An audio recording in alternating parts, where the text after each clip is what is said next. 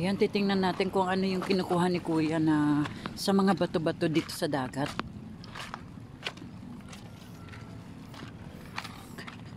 Kuya, ano kinukuha mo dyan?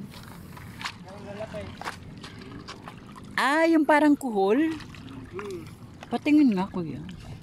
Ayun, oo, yan. Sabi ko na nga ba, yan yung nasa isip ko kanina eh. Di ba may lumalaki niya na kulay itim? Ah, meron na.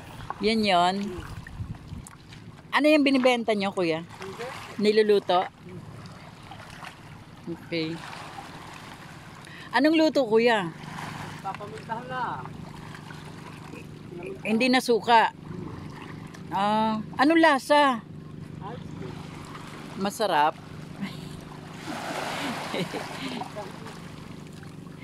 Hindi naman siya makunat.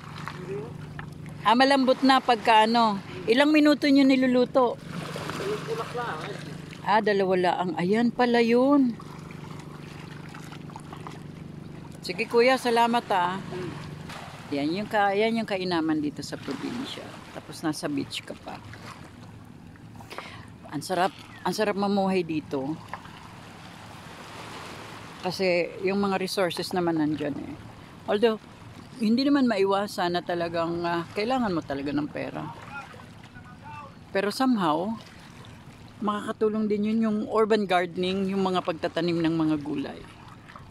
Pero syempre, hindi naman dito kasi beach to, di ba? So, ayan po mga kaibigan. Ito ang napakasarap kaya kapag ako'y inaya na maglagalag sa isang beach, hindi ako tumatanggi kahit wala akong salapi.